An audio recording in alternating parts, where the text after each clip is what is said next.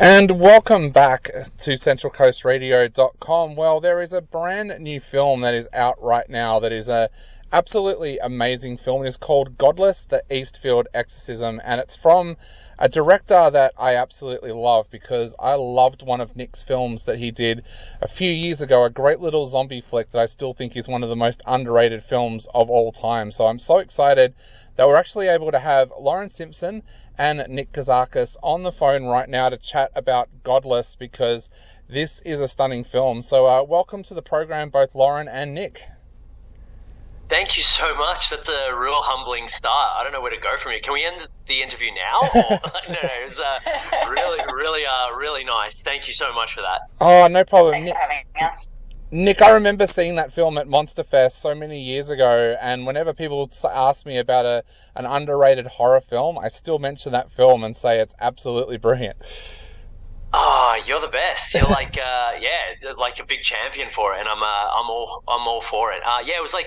It was a very experimental thing that we started with. It was just like a couple of uni kids that came out of it and were just like, hey, let's just do something for the sake of doing it. And then had a camera, had access to a farm, and we just said go. And what came of it was what came of it. So it was like kind of fun. And then I took a bit of a backseat on it and did a lot of music videos, and then finally got to collaborate with Lauren on something awesome. And yeah, we got this film off the ground, which has been an exciting and crazy journey. So I guess this question is for both of you. We'll start with Lauren. Lauren, tell us a little bit about this journey with Godless. Where did it all start?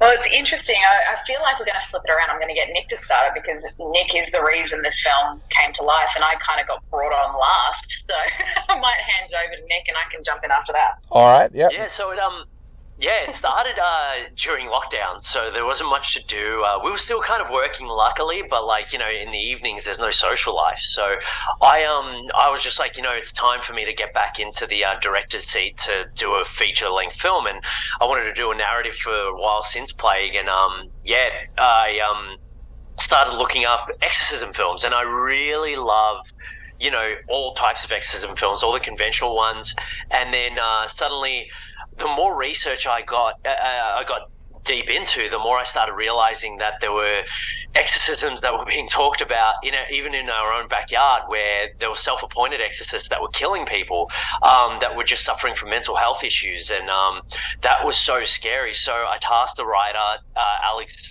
Alexander Anglis Wilson, who penned his draft, and then from there we were trying to get it off the ground, and we just didn't have the smarts that Lauren brought into it, and then we finally found a producer psychotic enough to jump on board, and she did it and really smashed it out of the park. So you can talk about the crazy logistics there, Lauren. Yeah, I was going with chronological order, but Tim and Tony were producing it, and they were on board from the beginning, and I think you guys were just kind of at that point where it's like, what do we do next? How do we steer this ship? And they brought me on board in like a July, I think it was 2021, and by the November we were filming. We're in principle straight out of lockdown 6. The actual process was relatively easy because we had a really good project to produce that had a lot of really great themes, and there was already Dan Ewing attached. So, kind of went from there, and in our first week we started talking with XYZ, and, here we are. Nick, that true crime element to it, the fact that it was actually based on a real case, what kind of challenges did that provide for you? Like, when you consider that Plague was completely fictional, what kind of challenges or differences did you see with this one because it was kind of based on real events? Oh, you're muted. Sorry, I did that just so that I wouldn't interrupt Lauren. We took it from many different cases, and what was really eerie was the fact that so many cases start like this, where it's like you have a woman or a child that's mentally ill, might not have medical attention, and family and friends that are surrounding that person end up thinking that they're possessed, and it's those close people that end up brutalizing and hurting them. So I guess the differences between like something completely fictitious, which is like you can do whatever you want and have fun with it, we kind of had to ground this in a sense of reality, and also pay respect to people that have gone through this and families that have suffered through these kind of ordeals, and we wanted to keep it grounded while salivating things just to kind of give it that entertainment value, but doing it in the right way. So towing that line was exciting, but also kind of we had to do it with trepidation, but we think we pulled it off, which is the good thing. Nick, the acting in the film too is brilliant. Tell us a little bit about how you went about the casting for this one. Yeah, so it started off with Dan Ewing, who he was one of the first to get on board with the project. So, like, we've wanted to collaborate with each other for quite a while, and I sent him the early draft of the script, and he helped with a lot of that. So he was like an easy in.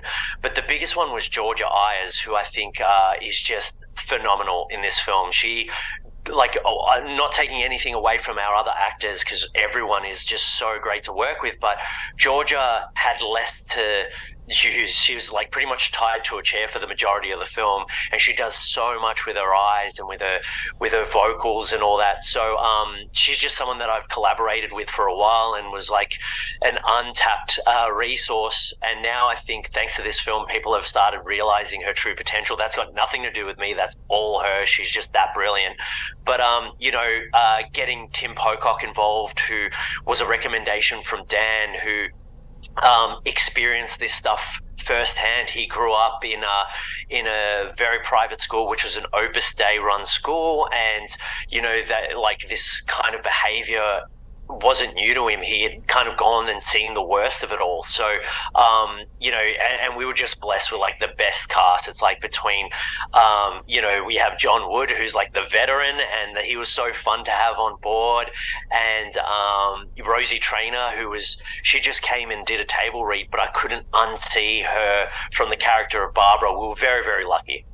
With Tim having that kind of lived-in experience with this kind of topic and theme, what was that like when you were actually shooting? Was Tim able to, like, give some advice on how to shoot different things because of the fact that he did have that lived-in experience? Yeah, so he in the early stages when we were talking, he kind of had a read of the script illegally, mind you. Lauren's going to have words with Dan because he sent the script to him without us knowing. But he had some thoughts and gave us a lot more authenticity into that world, and it was really kind of amazing to see him sort of switch into character, and he had a lot to kind of deal with and a lot of personal demons that were sort of resurfacing. And I know that towards the end of the shoot, it really affected him. I went up to him and I'm like, "Hey, are you okay?" And he had like a really somber moment, but Lauren actually has a pretty important moment about him when we screened it.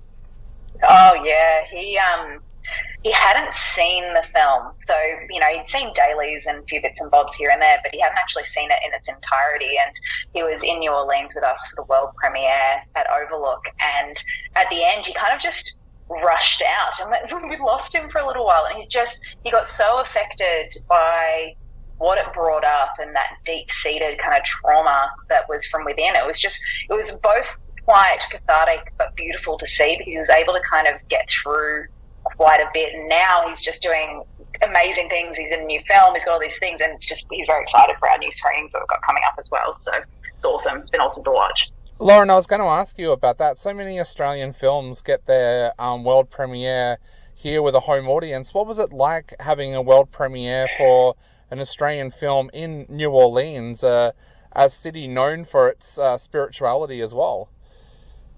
Oh my goodness. Having our premiere at Overlook was just the best. And being in New Orleans, the most haunted place in the world, was phenomenal. It's an incredible place. And I think for all of us, I know Nick and I were particularly stressed about this, was kind of going into this horror dedicated fan base where, a lot of the films that were Overlook were, your Wrath of Becky's and, these really violent kind of bloody horror films. You had Renfield there, whereas we are not that film, and it's, presenting our film to that horror audience is really fascinating. And, we had 90% of our entire audience stick around to have a Q&A and have a chat and really dig deep into the weeds of why this film means something to them. So, it was really quite special doing it that way, I think, for us, and then bringing it home for Myth. Yeah, we definitely had the best time there. It was like, not only did we do our own ghost hunts and eat just some of the best food ever, but expanding our family to the US, like, we didn't know how it was going to be received, and because they were so welcoming and so kind of collaborative, it just feels like our new family there. It was so much fun. Nick, I wanted to ask something that you touched on before as well. Some of the scenes in the film are quite confronting, and as you mentioned, you had an actress who was tied to the chair for a lot of it. How does that affect you as a director? Like, what kind of things do you have to make sure that cast members are okay at the end of the day and things like that? Like, did you have to do a lot of that, and was that something different than what you would normally have to do from, say, a music video that you work on? Yeah, because, like, a music video is easy. It's like, all right, cool, cry now, cut, cool, move on to the next one, but, like, we literally have very heavy themes. Like, this is, best described by Elisa, who was another cast member that I forgot to mention, but an important one, Elisa Matengu, who has described this film as a domestic abuse story wrapped in possession kind of horror. And, I have to give a lot of thanks to Lauren for this, because, I'm just, I love the fun of filmmaking and all that kind of stuff, but she understands the intricacies of how important psychology is on set. So Lauren will talk more about, like, our wellness coordinator, but I'll talk more about Georgia, which was like having someone like Georgia on set, who is the person that's being beaten, and, kind of the main focus of all the trauma is around her. Having her switch on and off, so she'd be in the scene, really dedicated, ready to go, and going through all this traumatic stuff, and then as soon as we'd yell cut, she'd be goofing around, and it made the set so much more lighter and enough for us to, like, have such a great time and have fun. But then when the moments were serious, we were serious. But I'll let Lauren talk about our intimacy coordinator and all the good stuff that made it safe and legal. Well, I think for us, we were operating at quite a small budget. We are classified kind of micro budget, and so, when you are working at that level, it was very important to us to make sure that there were certain things that were incredibly above board and were really, when you're dealing with subject matter like we are, we wanted to make sure that there was someone on point, on set at all times, and whether it was, using me as a safe space or using Steph Power, our intimacy and wellness coordinator, you've got somewhere you can go to talk about it, whether it's cast, crew, or otherwise, because it does bring up a lot of feelings. We are very blessed that all of our cast and crew were really good and really open-minded, but, that stems from going through and doing risk assessments on not just stunts, but also on, the emotional things, the physical things, the stuff that we are bringing up throughout during exorcism. So all of that's very, very important. Plus, we had a very good coffee machine. So I think that also helped everyone's mental health. I'm also going to say that we've used the word blessed twice in a film called Godless. So, like, the irony of that too. Definitely. Now, Lauren, of course, you mentioned the special screenings that are coming up for Godless. What are the plans after that? We've put those dates up on our website so that people can check out those dates to go along and see it in cinema. But are there any plans for the film to have a release after that as well? Always. So, as you mentioned, we've got screenings in Sydney, Brisbane, and Adelaide over the next 2 weeks. The one thing that everyone can do is they can pre-order our limited edition Blu-ray, so you can watch it in the comfort of your own home. It's also got some really fun special features and whatnot, and a fancy 20-page booklet that Nick himself designed and put together. So that's really cool. It'll also be available to rent on all major transactional platforms in the coming weeks as well. So, keep an eye on our Instagram page, which is at EASTFIELD EXORCISM Movie, and all the details and updates will be there, and we'll be able to announce our streaming partners in due course. We'll let you know. Awesome. And Nick, I guess to ask before we go as well, so people ask me all the time, is there anywhere where people can actually still see Plague these days? Oh, I think it might be on, like, iTunes. I haven't seen it in a while. I have a DVD copy if anyone wants it. I could just lend it out, and then we could just send it back and forth. But, yeah, I have no idea. I know, I think it might be on iTunes or Amazon. But, yeah, it's been a minute since anyone's asked me that. Definitely. No problem. We'll just have a watch party at my house. Let's do that. So Nick and Lauren, to finish off, what would you like to say to everybody out there who are going to go to these very special screenings of Godless and check out the film? I'll start off because then Lauren will kind of hit the home run, which will be the best part of it. But I'm just excited to like, you know, network with people. I love when audiences come to watch the film. We get like, it's such a special vibe. We get such. We have such a good time with the Q&A. We love it to be conversational, so we really want people to get involved. What they loved, even things that they might have questions or things they might query, like we're there to kind of answer those and then hang out afterwards and have a good time. It's just, we love cinema and, you know, we're fans of the genre more than we are filmmakers. So it's basically hanging out with our friends and family at the end of the day. Absolutely. And I mean, Nick and I will be at all 3 screenings. We'll have some special guest appearances by Georgia, Dan, and Tim will also be at Sydney and Brisbane. Well, Dan will be in Brisbane, Tim will be in Sydney, and Georgia will be at both. I think Rosie Traynor is also going to be popping into Brisbane, so there'll be a lot of people around to answer any questions you have. But above all else, we are a very small film, so if everyone feels the need to, you know, review us, upvote us on Letterboxd, Google, IMDb, all the good stuff, we absolutely love hearing from everyone on all the socials, so that'd be awesome.